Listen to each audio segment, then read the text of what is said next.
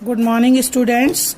आज हम कक्षा 7 का पाठ 2 पढ़ेंगे जिसका नाम है नाटक में नाटक। ये जो हम एक पाठ आपको पढ़ा चुके हैं, दूसरा चैप्टर है जिससे पाठ आपको समझाना है। राकेश नाम का एक लड़का होता है, वो अपने दोस्तों के साथ मिलकर के नाटक का मंचन करवाता है। नाटक का मंचन करने में उसे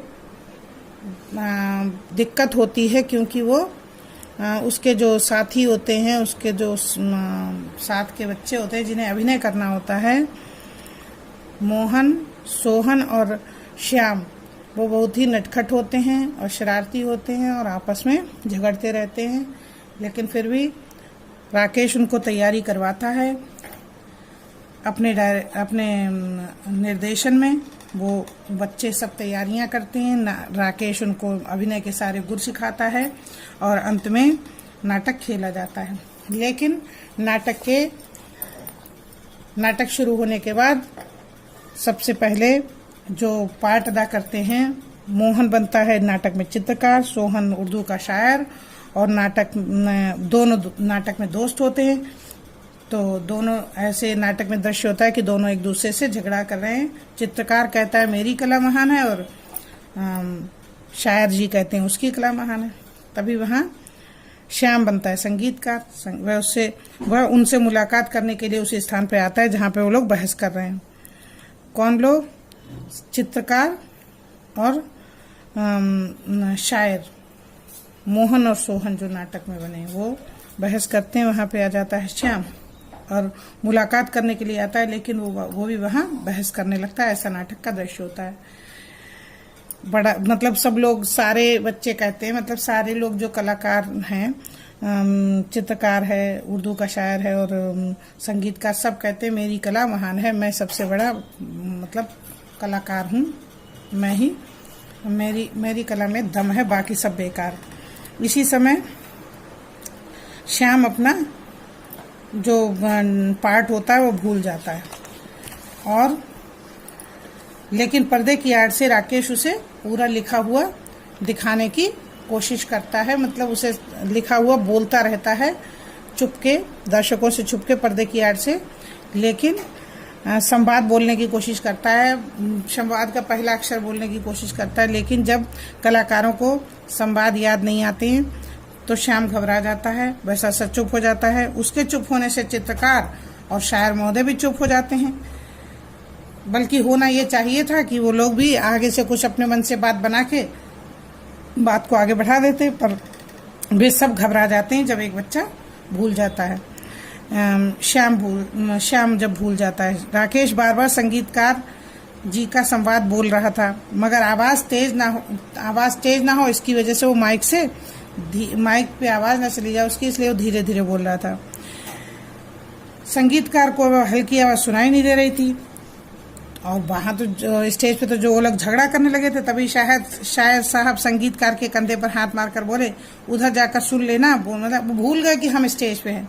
संगीतकार जी अपना वायलिन पकड़े राकेश की ओर खिसक गए। दर्शक ठठाकर हंस पड़े। संगीतकार जी घबरा गए और जो कुछ सुनाई पड़ा उसे बिना समझे वो झट से बोलने लगे।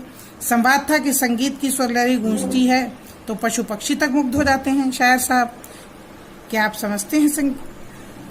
आप क्या समझते हैं संगीत को? मगर संगीतकार साहब बोल गए, जब संगीत की स्वरलहरी गूंजती है तो पशु पक्षी तक मुंह की खा जाते हैं। गाजर साहब, आप क्या समझते हैं हमें? इस तरीके से वो गलत बोल गया। शायर साहब तपाक से बोले, वो लोग तो झगड़े के मूड में थे ही, झगड़ा कर ही रहे थे। तुम्हारा सर गाजर साहब हूं मैं? दर्शक फिर ठठाकर हंस पड़े। चित्रकार महोदय ने मंच पर सूझ और अकलमंदी दिखाने की कोशिश की। इसका मतलब है कि आपकी शायरी। राकेश दांत पीस रहा था। उसकी सारी मेहनत पर पानी पड़ गया था। इस बात को इस तरह संभलते देख वह कुछ शांत हुआ। मतलब बच्चों ने जो थोड़ा वो डायलॉग बोले उससे उसे लगा कि अब नाटक जो है थोड़ा संभल गया है।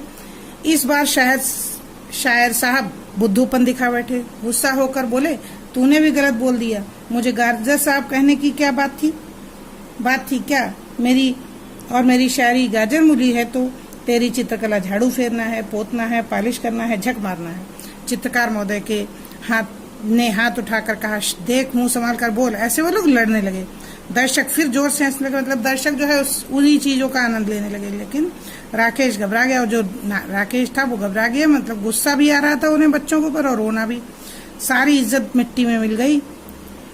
पर अब क्या हो, ये बार बार अपनी दोनों हथेलियों को मसल रहा था और कोई तरकीब सोच रहा था। इस तरीके से वो सोच रहा था कि अब नाटक को कैसे संभाला जाए। और बच्चे खूब जोर जोर से तू तू मैं करके, मतलब उन लोगों में इतनी लड़ाई हो रही थी, तू तू मैं होने लगी और सब एक दूसरे को बुरा भला कहने लगे। तभी उसी लड़ाई के बीच में तेजी से राकेश मंच पर पहुंच गया। सब चुप हो गए और सक पका गए। राकेश एक कुर्सी पर बैठते हुए बोला, आज मुझे अस्पताल हाथ में पट्टी बंधवाने में देर हो गई तो तुमने इस तरह से रिहर्सल की और जोर जोर से लड़ने लगे। अभिनय का दिन बिल्कुल पास आ गया और हमारी तैयारी का यह हाल। मतलब राकेश ने नाटक को संभालने के लिए उसकी दिशा बदल दी और खुद डायरेक्टर बन के पूछने लगा कि तुम लोग कैसे रिहर्सल कर रहे हो। चित्रकार महोदय ने इस समय अक्लमंदी दिखाई। बोले, हम क्या करें डायरेक्टर साहब, भले पहले इसी ने गलती की। मतलब वो लोग एक दूसरे की शिकायत करने लगे। राकेश बात काट कर बोला, अरे तो मैंने कह नहीं दिया था कि रिहर्सल में ही यह मानकर चलो कि दर्शक सामने ही बैठे हैं, अगर गलती हो गई थी तो वहीं से दोबारा रिहर्सल शुरू कर देते। यह क्या कि लड़ने लगे, सब गड़बड़ हो गया, सब गड़बड़ करते हो तुम। बात राकेश ने बहुत संभाल ली थी। पर्दे की आड़ में खड़े अन्य साथी मन ही मन राकेश की तुरंत बुद्धि की प्रशंसा कर रहे थे। सब दर्शक भी शांत हो गए थे। मगर यहाँ तो वे लोग समझ रहे थे कि नाटक बिगड़ गया, मतलब नाटक गड़बड़ हो गया, खराब हो गया। मगर यहाँ तो नाटक में ही नाटक था, उसका रिहर्सल ही नाटक था। मानो इस नाटक में नाटक की तैयारी की कठिनाइयों और कमजोरियों को ही दिखाया गया था। राकेश कह रहा था, देखिए हमारे नाटक का नाम है बड़ा कलाकार। मतलब वो समझाते हुए बच्चों को कह रहा था, देखिए हमारे नाटक का नाम है बड़ा कलाकार, और बड़ा कलाकार वह होता है जो दूसरे की त्रुटियों को नहीं, अपनी त्रुटियों को देखे और सुधारे। आइए हम फिर से रिहर्सल शुरू करते हैं। तभी राकेश के इशारे पर पर्दा गिरा। दर्शक नाटक की भूरी भूरी प्रशंसा करते हुए अपने घर चले गए। इस तरीके से राकेश ने अपनी बुद्धिमत्ता से नाटक को संभाल लिया और वाक्पटुता से। इसमें भूरी भूरी प्रशंसा मुहावरा है। त्रुटियों माने होता है कमियां या गलतियां। तो इस तरीके से आज तुम लोगों ने इस पाठ का भावार्थ और सारांश सुना है। मुझे उम्मीद है तुम लोग ये चीज, इस पाठ को बढ़िया से समझ गए होंगे। अब हम लोग अगले चैप्टर में इसके प्रश्नोत्तर और शब्दार्थ करेंगे। धन्यवाद, बाय।